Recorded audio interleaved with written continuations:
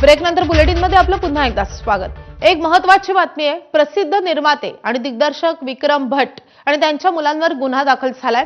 व्यावसायिकाकडून पैसे घेऊन चित्रपट आणि इतर ठिकाणी गुंतवल्याचा आरोप त्यांच्यावर होतोय।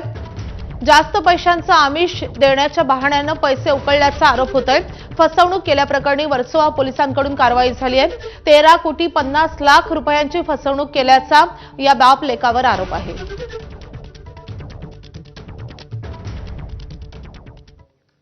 आता आणखी एक महत्त्वाची अपडेट। आंदोलनाच्या 7व्या दिवशी शंकराचार्य अविमुक्तेश्वरानंद हे ठाम आहेत।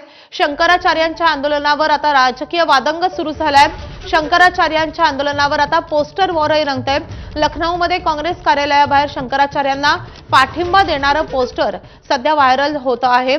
खरं तर या सगळ्या प्रकारावरून योगी आणि त्यांच्या विरोधात आता शंकराचार्य असा वाद उत्तर प्रदेशात रंगतो आहे। प्रयागराजमध्ये जो माघ मेळा सुरू आहे, या माघ मेळाव्यामध्ये पवित्र स्नान करण्यावाचून शंकराचार्य यांना रोखण्यात आलेलं होतं आणि ते पालखीतून चाललेले होते। पालखीतून त्यांना स्नानासाठी जाऊ दिलं नाही आणि त्यानंतर त्यांच्या शिष्यांवर मारहाण केल्याचाही आरोप होतो आहे आणि त्या दिवसापासून जवळपास 7 दिवस झालेले आहे शंकराचार्य हे आता धरणं धरून बसलेले आहेत।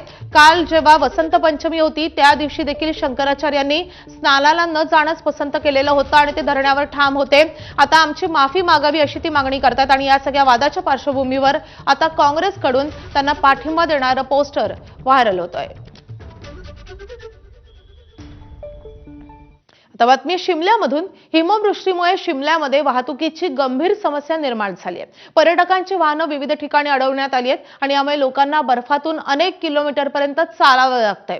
शिमला येथील पर्यटक हिमवृष्टीची आतुरतेने वाट पाहत होते, पण अचानक झालेल्या बर्फवृष्टीमुळे रस्त्यांवर बर्फ जमा झालाय आणि वाहनं घसरू लागली आहेत आणि यामुळे शिमला कुफरी रस्त्यावर बराच वेळ वाहतूक कोंडीही पाहायला मिळाली। लोक त्यांच्या वाहनांसह तासनतास अडकून पडले होते।